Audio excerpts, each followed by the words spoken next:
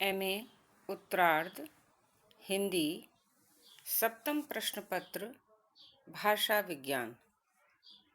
मैं डॉक्टर प्रतिभा शुक्ला, सह आचार्य हिंदी, श्री रतनलाल कंवरलाल पाटनी, राजकीय स्नातकोत्तर महाविद्यालय किशनगढ़ से एमए उत्तरार्ध के प्रिय विद्यार्थियों का हार्दिक स्वागत करती हूँ।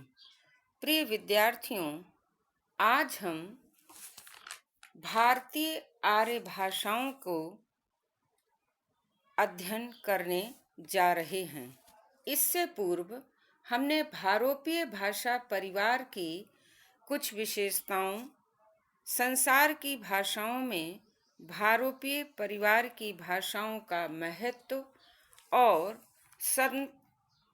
केंटुम और शतम वर्ग के अंतर्गत आने वाली विभिन्न भारोपीय भाषाओं का परिचय प्राप्त किया था। आज के इस वीडियो में हम भारतीय आर्य भाषाओं का महत्व, भारतीय आर्य भाषा का काल विभाजन और उस काल विभाजन के अंतर्गत आने वाले प्राचीन भारतीय आर्य भाषाओं के वैदिक संस्कृत और संस्कृत के बारे में अध्ययन करेंगे। जैसा कि आपको पूर्व में ज्ञात है कि भारतीय आर्य भाषा का महत्व संसार की सभी भाषाओं से अधिक है। इस महत्व का श्रेय प्रमुख रूप से संस्कृत भाषा को जाता है। इसके महत्व के निम्नलिखित प्रमुख कारण हैं। पहला कारण है कि विश्व की किसी भी अन्य प्राचीन भाषा का साहित्य इतना विस्तृत नहीं है, और यदि है भी तो उसकी प्रामाणिकता संदिग्ध है। भारतीय आर्य भाषाओं के महत्व का दूसरा कारण है कि ग्रीक तथा लैटिन यूरोप की इन दोनों प्राचीन भाषाओं का साहित्य मिलकर भी इसकी मात्रा संस्कृत साहित्य में प्राप्त जो साहित्य है विपुल, उससे कम ही है। तीसरा महत्व का कारण है इस वर्ग में वैदिक काल के बौद्ध और जैन इन तीनों प्रमुख धर्मों तथा अन्य कई धर्मों का साहित्य भी उपलब्ध होता है। चौथा कारण जो इसका महत्व का मुख्य है वह है भारतीय आर्य भाषा की प्राचीनतम भाषा वैदिक भाषा का साहित्यिक ग्रंथ ऋग्वेद विश्व का प्राचीनतम साहित्य है, और इसकी प्राचीनता और इसकी महत्ता भारत में ही नहीं अपितु विश्व में माननीय है। पांचवा और अंतिम हम महत्व का कारण कह सकते हैं कि यूरोप में संस्कृत भाषा के अध्ययन के साथ ही भाषा विज्ञान को एक विज्ञान के रूप में मान्यता प्राप्त हुई है, और काल की दृष्टि से इस यूरोप में जो संस्कृत भाषा का अध्ययन हुआ उसको वैज्ञानिक तथ्यों पर खरा पाया गया है। आज के अध्ययन का और हमारे वीडियो का दूसरा मुख्य विषय है भारतीय आर्य भाषाओं का या भारतीय आर्य भाषा का काल विभाजन। काल की दृष्टि से भारतीय आर्य भाषा की पूरी श्रृंखला को 3 कालों में विभाजित किया जाता है। पहला, प्राचीन भारतीय आर्य भाषाएं, जिनका समय 1500 ईसा पूर्व से 500 ईसा पूर्व तक माना गया है। दूसरा, मध्यकालीन आर्य भाषाएं, जिनका समय 500 ईसा पूर्व से 1000 ईस्वी तक का माना गया है। और तीसरे काल विभाजन के रूप में जो समय निर्धारित किया गया है वह है 1000 ईस्वी सन से अब तक। इन तीनों का परिचय हम क्रमशः इस वीडियो में और अगले वीडियो में प्राप्त करेंगे। अब हम आते हैं पहला जो भारतीय भाषाओं का काल विभाजन है, जिसका नामकरण है प्राचीन भारतीय आर्य भाषा, और इसका समय माना गया है 1500 ईसा पूर्व से 500 ईसा पूर्व तक। वस्तुतः यह विवादास्पद विषय है। इस वर्ग में भाषा के दो रूप उपलब्ध होते हैं, पहला वैदिक या वैदिक संस्कृत और दूसरा संस्कृत या इसे लौकिक संस्कृत। अध्ययन की सुविधा के लिए हम इसे पहले भाग में हम इसका नामकरण कर सकते हैं वैदिक संस्कृत और दूसरा भेद कर सकते हैं लौकिक संस्कृत। अब आगे चलकर हम इन दोनों का पृथक पृथक अध्ययन और परिचय इस रूप में प्राप्त करेंगे। वैदिक या वैदिक संस्कृत, इसे वैदिकी भाषा, वैदिकी, छांदस या प्राचीन संस्कृत भी कहा जाता है। वैदिक संस्कृत का प्राचीनतम रूप ऋग्वेद में सुरक्षित है। यद्यपि अन्य तीनों वेदों में, संहिताओं में, ब्राह्मण ग्रंथों तथा अन्य प्राचीन उपनिषदों आदि की भाषा भी वैदिक ही है, किंतु इन सभी में भाषा का एक रूप नहीं मिलता। ऋग्वेद के दूसरे मंडल से 9वें मंडल तक के अन्य ग्रंथों की भाषा जो है वो ही भाषा को ही विद्वानों ने सर्वाधिक प्राचीन माना है।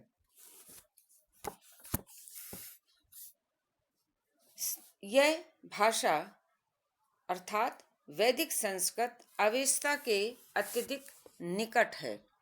शेष संहिताओं तथा अन्य ग्रंथों में भाषा का क्रमिक विकसित रूप मिलता है। प्रोफेसर आंतवा आदि विद्वानों का मत है कि ऋग्वेद की उन ऋचाओं की भाषा भी प्राचीनतम है जिनमें आर्यों का वातावरण तत्कालीन पंजाब के वातावरण से मिलता जुलता वर्णित किया गया है। इस प्रकार वैदिक भाषा के दो अन्य रूप दूसरा और तीसरा वैदिक साहित्य में मिलते हैं। दूसरे रूप पर मध्य देशीय भारत का तथा तीसरे रूप पर पूर्वी भारत का प्रभाव प्रकट होता है। इससे यह ज्ञात होता है कि वैदिक भाषा का प्रवाह अनेक शताब्दियों तक रहा होगा। विद्वानों का विचार है कि वैदिक भाषा का जो रूप हमें आज वैदिक साहित्य विशेष रूप से ऋग्वेद में मिलता है वह तत्कालीन साहित्यिक भाषा ही थी, बोलचाल की भाषा नहीं। तत्कालीन बोलचाल की भाषा को जानने का कोई साधन आज हमें उपलब्ध नहीं है। हाँ, साहित्यिक वैदिक भाषा के आधार पर हम उसका कुछ अनुमान अवश्य कर सकते हैं। तो इस तरह से हमने जाना कि वैदिक संस्कृत, जिसका समय 1500 ईसा पूर्व से 500 ईसा पूर्व तक माना गया है, उस वैदिक संस्कृत के अंतर्गत पूर्णतः वैदिक संस्कृत का रूप जो है वो हमें केवल ऋग्वेद में प्राप्त होता है और ऋग्वेद के भी दूसरे मंडल से 9वें मंडल तक की भाषा में। इसके अतिरिक्त अन्य जितने भी प्राचीन ग्रंथ हैं उनमें जो हमें रूप मिलता है वो शायद वैदिक भाषा का विकसित होता हुआ रूप मिलता है। अगले क्रम में हम जानेंगे कि वैदिक भाषा की कौन कौन सी ध्वनियाँ थीं, जिन ध्वनियों के कारण वह मूल भारोपीय ध्वनियों से भिन्न होती है या भिन्नता पाई जाती है। पहला, मूल भारोपीय भाषाओं में 3 मूल ह्रस्व स्वरों आ, ऐ, ओ के स्थान पर वैदिक में केवल एक अ ही मूल ह्रस्व स्वर शेष है। दूसरा, मूल भारोपीय 3 मूल दीर्घ स्वरों आ, ऐ, ओ के स्थान पर वैदिक में केवल एक आ ही मूल दीर्घ शेष रह गया है। तीसरा, जो वैदिक भाषा की ध्वनियों की विशेषता मानी जा सकती है वह है मूल भारोपीय में प्राप्त न और म अंतस ध्वनियों का वैदिक संस्कृत में लोप हो गया है। चौथा, मूल भारोपीय में 3 प्रकार की क वर्ग ध्वनियां थीं, किंतु वैदिक में एक ही प्रकार को का वर्ग अर्थात क, ख, ग, घ ध्वनियां शेष हैं। पांचवा, मूल भारोपीय में चा वर्ग तथा टा वर्ग का नितांत अभाव था, जबकि वैदिक ध्वनियों में ये 2 नए वर्ग आकर मिल गए हैं। मूर्धन्य टा वर्ग ध्वनियों का आगमन वैदिक संस्कृत की एक बहुत बड़ी विशेषता है, जिसका कारण द्रविड़ भाषा का प्रभाव है। तात्पर्य ये कि जहाँ मूल भारोपीय भाषाओं में चा वर्ग तथा टा वर्ग नहीं था, वही वैदिक ध्वनियों में चा वर्ग और टा वर्ग ये नवीन रूप में आ मिले और मूर्धन्य टा वर्ग ध्वनियों का आगमन वैदिक संस्कृत की एक बहुत बड़ी विशेषता है। इसे हम इस रूप में भी कह सकते हैं कि यदि हम मूल भारोपीय भाषा और वैदिक संस्कृत के अंतर को निर्धारित करें या अंतर को रेखांकित करें तो कह सकते हैं कि जहाँ मूल भारोपीय भाषाओं में चा और टा वर्ग नहीं था, वहीं वैदिक ध्वनियों में ये दोनों वर्ग हमें प्राप्त होते हैं।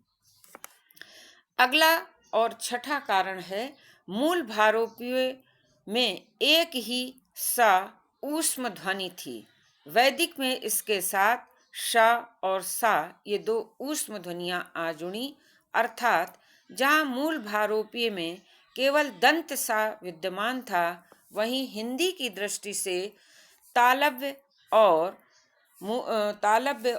मूर्धन्य ये दोनों सा आकर जुड़ गए हैं। इस प्रकार हम कह सकते हैं कि वैदिक ध्वनि समूह इस प्रकार से है।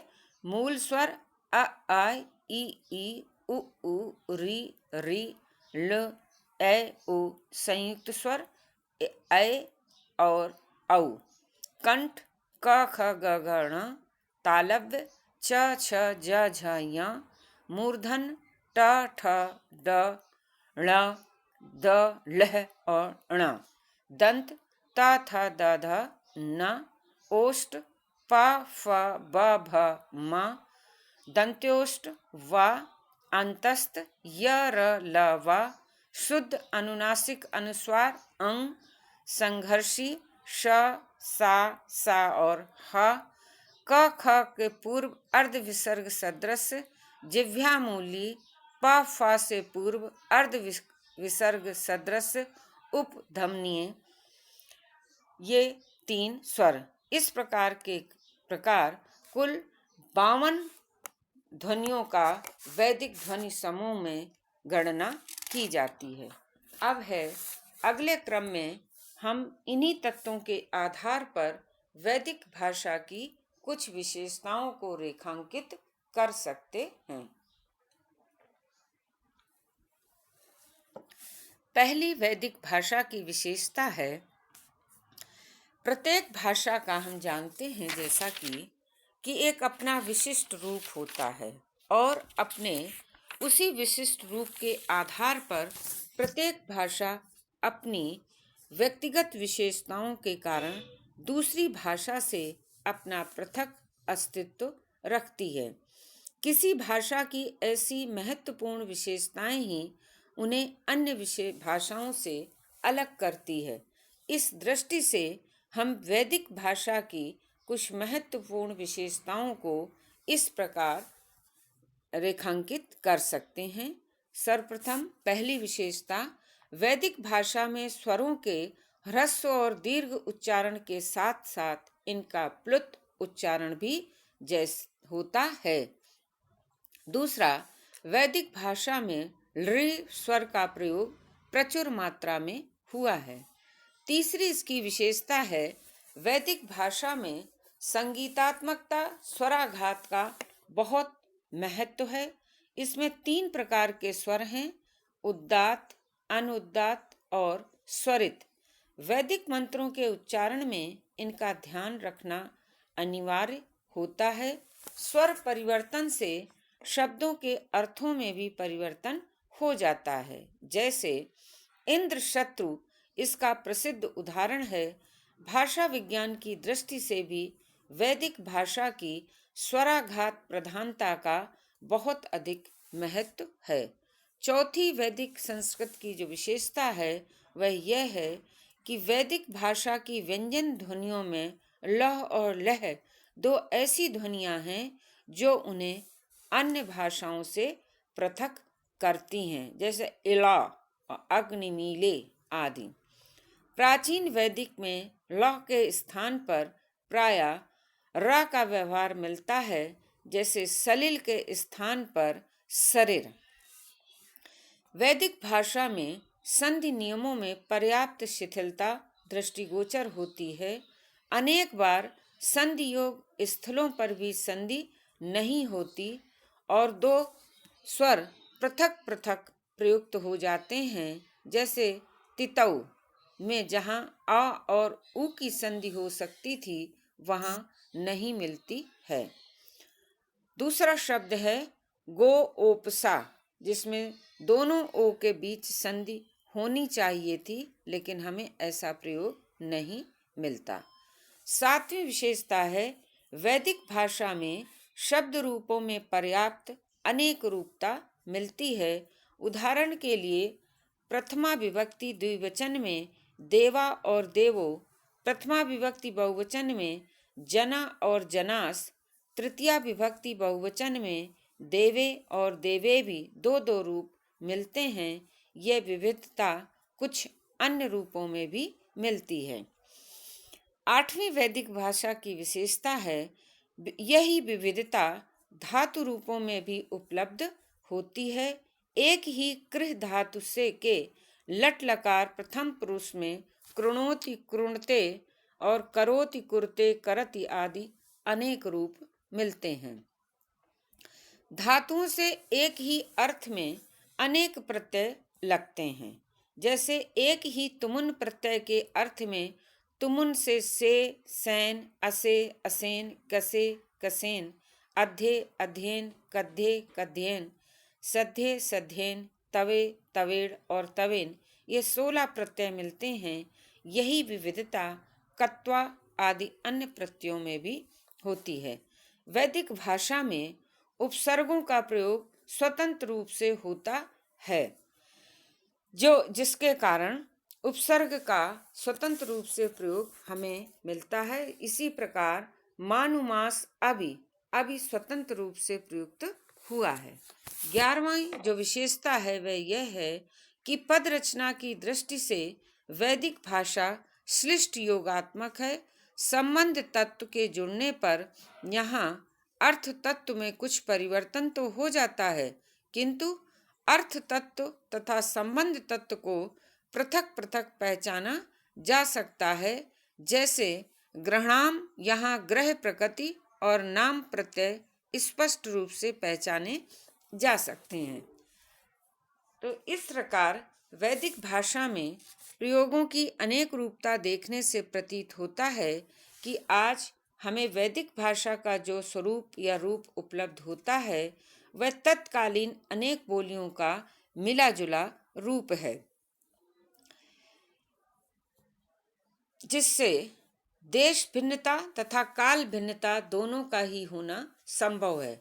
संभवतः उस काल की जन सामान्य की विविध बोलियों का ही नहीं, हिंदी की खड़ी बोली के समान एक परिनिष्ठित साहित्यिक रूप वह वैदिक भाषा है जो हमें ऋग्वेद आदि में प्राप्त होती है। तो इस विशेषताओं के आधार पर हम कह सकते हैं कि जो प्रथम भारतीय आर्य भाषा काल है, जिसका समय 1500 ईसा पूर्व से 500 ईसा पूर्व तक निर्धारित है, उसमें वैदिक भाषा की जो विशेषताएं हमने रेखांकित की, उनमें रूपों में, धातुओं में और प्रत्ययों में जो भिन्नता हमें मिलती है, उसका मूल कारण है कि ऋग्वेद के अतिरिक्त अन्य ब्राह्मण ग्रंथों में, संहिताओं में और अन्य परावर्ती जो सामवेद, अथर्ववेद इत्यादि वेद हैं, उनमें जो वैदिक भाषा के ही जो अन्य अन्य देशों के रूप थे देश के, उनके प्रभाव के कारण हमें शायद ये अनेक रूपता देखने को मिलती है क्रमशः।